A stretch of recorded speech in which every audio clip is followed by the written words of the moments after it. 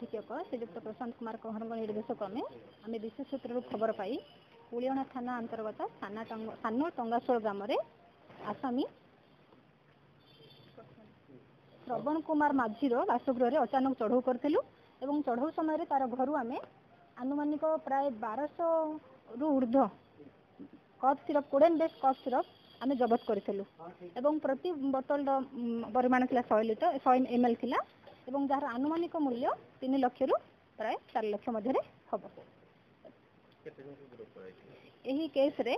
आम जड़े आसामी श्रवण कुमार माझी को गिरफ्त कर आज कोर्ट चालाण करा।